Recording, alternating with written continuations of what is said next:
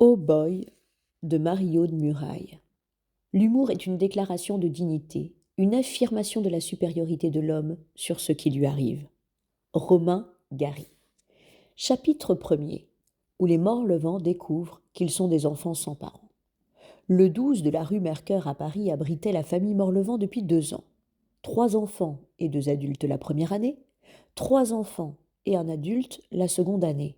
Et ce matin-là, 3 enfants seulement. Siméon, Morgane et Venise. 14, 8 et 5 ans. On va faire un jurement, proposa Morgane. On jure que personne ne peut nous séparer. Hein, Siméon? Venise leva la main, prête à jurer. Mais Siméon, l'aîné des Morlevent, restait enfoncé dans ses pensées, assis sur la moquette et le dos collé au mur. Il n'avait plus que un coup d'œil à sa montre, un quart d'heure pour sauver la situation. L'assistante sociale allait repasser. Elle avait promis à Siméon une solution définitive. Jusqu'à présent, elle ne lui avait pondu que des solutions provisoires. La gardienne de Venise, la concierge d'en face ou la voisine du dessus. Mais ces braves personnes avaient trop peur qu'on leur refile 3 orphelins de 14, 8 et 5 ans. Total, ils étaient là, dans leur appartement, attendant l'assistance sociable, comme l'appelait Venise. Elle va nous coller dans un foyer, prédit Siméon, car il n'avait aucune famille, pas de grands-parents, d'oncles, ni de tantes, pas même un parrain, rien. La famille Morlevent, c'était 3 enfants, point. Venise interrogea sa sœur du regard. Un foyer, expliqua Morgane, c'est un genre d'hôtel pour les enfants qui n'ont pas de parents. Ah bon, dit simplement Venise. Depuis la veille, ils étaient des enfants qui n'ont pas de parents. Venise l'admettait parfaitement. Les gens n'avaient pas de raison de lui mentir. En même temps, ça n'avait aucun sens. Maman était peut-être morte, mais elle devrait la conduire à la danse lundi, parce que la dame du cours de danse, elle n'aime pas qu'on manque. Siméon consulta sa montre. 10 minutes. Il lui restait 10 minutes. Au-dessus de son bracelet de montre, il aperçut cette tache rouge qui s'étalait sur son bras depuis la veille. Il rabattit sa manche. Papa n'est pas mort, il a disparu, dit-il pensivement. Ils vont chercher de son côté. Mais on l'avait déjà cherché pour lui faire payer la pension alimentaire de ses enfants. Tout ce qu'on avait appris, c'est qu'il avait été marié très jeune et qu'il avait abandonné sa femme et... Ça y est, s'écria Siméon, en faisant claquer ses doigts maigres. La solution, il l'avait.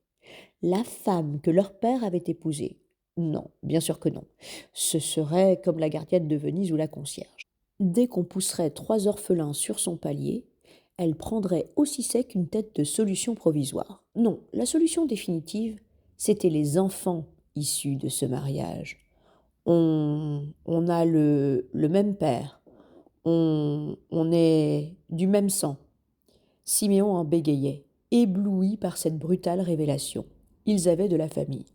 Bon, il ne l'avait jamais vue, et c'était la première fois que lui-même y pensait. Mais ces gens-là portaient le même nom qu'eux, Morlevent. Ce sont des Morlevent comme nous. On n'est pas les seuls à porter ce nom à la con, s'enthousiasma Siméon. 5 minutes. Dans 5 minutes, il faudrait convaincre l'assistante sociale.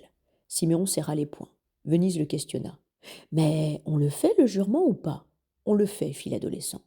Écoutez les filles, sur Terre, il y a d'autres Morlevent que nous. Je ne sais pas combien.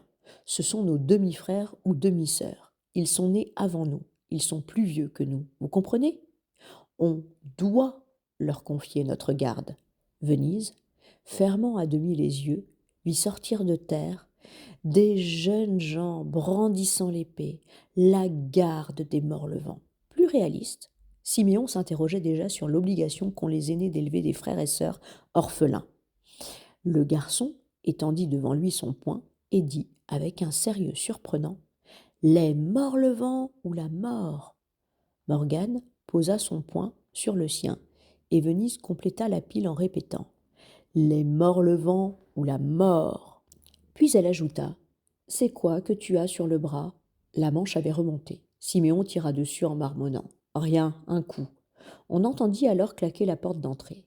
C'était Bénédicte Aurault, l'assistante sociale. « Ça y est les enfants, dit-elle, tout essoufflée par ses démarches. J'ai une solution. »« Nous aussi, répondit Siméon. « Ouais, On a toute une garde de frères, ajouta Venise en faisant le Z de Zorro avec une épée imaginaire. Morgane se voulut plus objective. C'est seulement des demi du mariage à papa, mais ça compte quand même.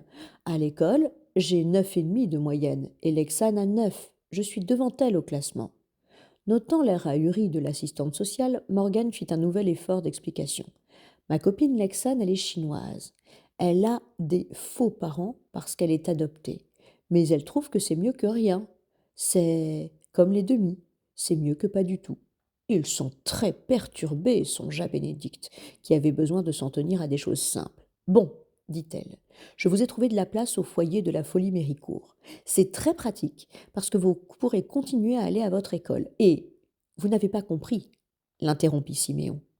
Ouais, on veut aller chez nos frères, glapit Venise, qui avait décidément une préférence pour les hommes. Ou on se tue, compléta Morgane sur un ton purement informatif. Cette dernière phrase alerta Bénédicte. On avait menti aux enfants Morlevent pour ne pas les bouleverser davantage. On leur avait dit que leur mère s'était tuée accidentellement en tombant dans l'escalier. En fait, elle avait avalé du détergent pour la vaisselle. Puis, dans l'horreur des souffrances provoquées par le produit, elle était sortie de l'appartement pour appeler au secours. Et elle était tombée dans l'escalier. C'était un suicide. Écoutez les enfants.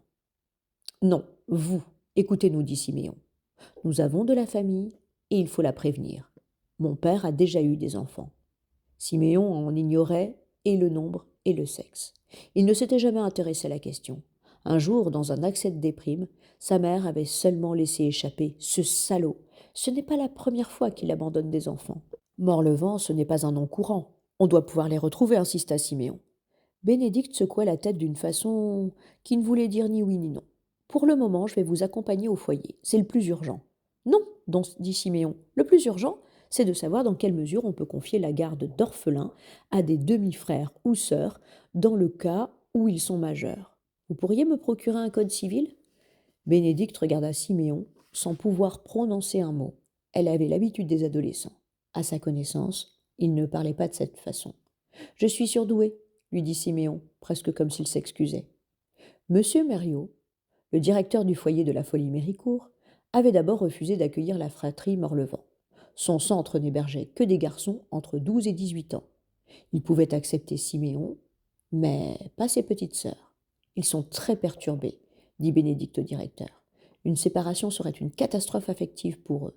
Je vais leur chercher une famille d'accueil, mais en attendant, tout en parlant, elle regardait autour d'elle pour juger de la bonne tenue du foyer. Des ados jouaient au baby-foot dans son dos et elle entendait fuser les traditionnels « Ta race, et je vais te niquer !» Les petits Morlevent sont très isolés, reprit-elle. Ça leur fera du bien de se retrouver avec des jeunes de leur âge. 5 et 8 ans, observa M. Merriot, toujours réticent. On ne peut pas dire que ce soit des ados. Bénédicte décida de jouer une autre carte en apitoyant le directeur. Leur situation est vraiment tragique. Leur père a disparu dans la nature et leur mère, en pleine dépression nerveuse, vient de se suicider en avalant du vaisselle. Le directeur eut une grimace douloureuse. Derrière eux, les insultes avaient cessé. On écoutait. Bon, amenez-les, céda M. Merriot, culpabilisé. Je veux bien vous dépanner. Par exception, donc, Morgane et Venise obtinrent une toute petite chambre au foyer de la Folie Méricourt.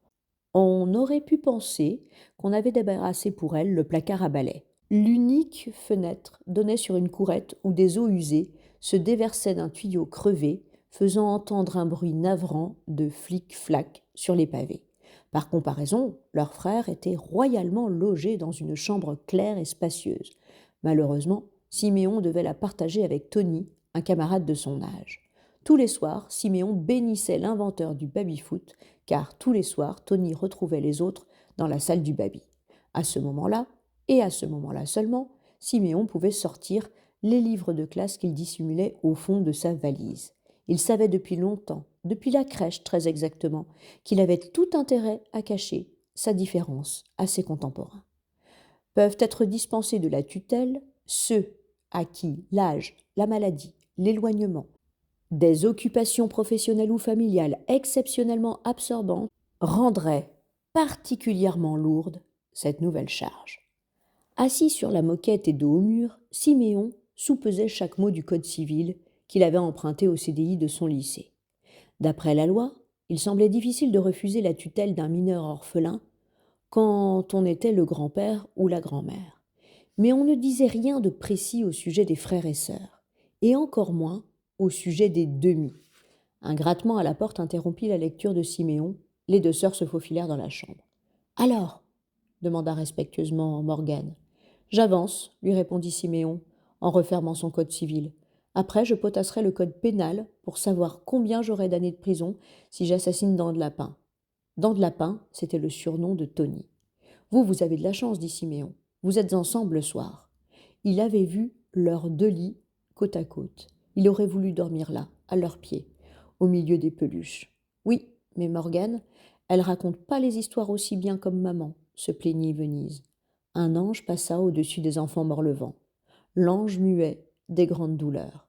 Oui, bon, fit Siméon, d'une voix éraillée. Mardi, on voit le juge.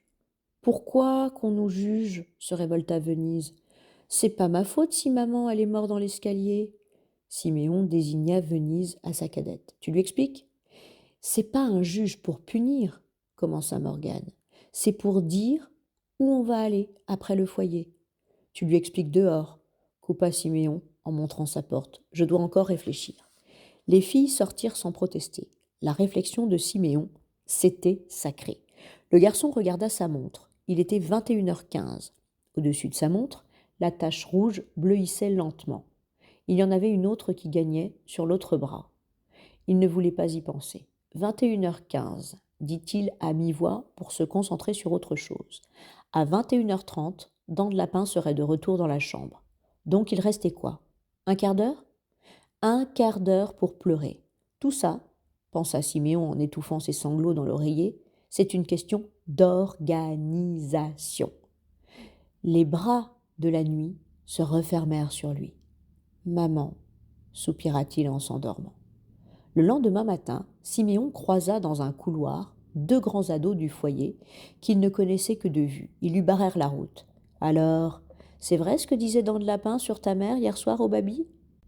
Siméon évalua la situation. Il était seul dans le couloir. Les deux autres faisaient une tête de plus que lui. Il ne fallait ni se dérober, ni provoquer. « Je ne sais pas de quoi vous parlez, répondit-il, le ton neutre. Que ta mère, elle s'est tuée en buvant du canard WC? La douleur déchira le maigre corps de Siméon. Il comprenait enfin ces regards qu'on lui jetait, entre horreur et pitié, ces murmures qui s'éteignaient quand il entrait dans une pièce. Il prit le temps de sourire avant de répondre. N'importe quoi, c'était du décapfour.